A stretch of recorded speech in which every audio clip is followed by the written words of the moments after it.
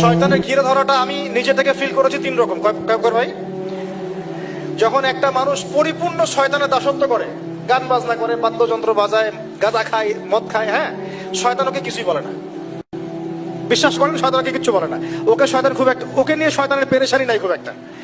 এবার এই ধরনের ব্যক্তিরা যখন তওবা করে ইসলামের দিকে আসতে শুরু করে, এসে নামাজি হয়, রোজা রাখে, দান সদকা করে, দিনের এলেম অর্জনের চেষ্টা করে, শয়তানের সমস্ত শক্তি দিয়ে এর উপর আক্রমণ করা শুরু করে।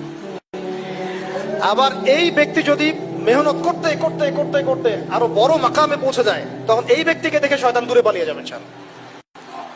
ঠিক এই ব্যক্তির মাকাম হচ্ছে উমর রাদিয়াল্লাহু আনহুর মাকাম। তাকে দেখে শয়তান পালাতো কেন?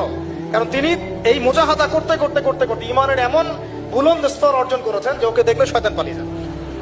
তা আমাদের টার্গেট এখন ওইখানে যাওয়া। আল্লাহ পাক তৌফিক দান করুন। তাহলে এই যে প্রাথমিক ফ্যান্টাসি বাদ দিয়ে আপাতত আমাদের কাজ হচ্ছে 5 ওয়াক্ত নামাজ পড়া। কেন পড়বো প্রশ্ন করার দরকার আছে? উত্তর হচ্ছে আল্লাহ বলেছেন তাই, ব্যাস। 2 নাম্বার কাজ হচ্ছে দ্বীনি ইলম অর্জন করা। দ্বীনি ইলম অর্জনের কোনো বিকল্প নাই। আর ইলম অর্জন এই 2 মাস 3 মাস 1 বছর এগুলো করলে হবে না ভাই। এই মাঝখান থেকে একটা বই টান দিচ্ছেন, ওই একটা বই টান দিচ্ছেন, অমুক রাইটার একটা বই পড়লাম, অমুক তমুক একটা পড়লাম, এভাবে হবে না।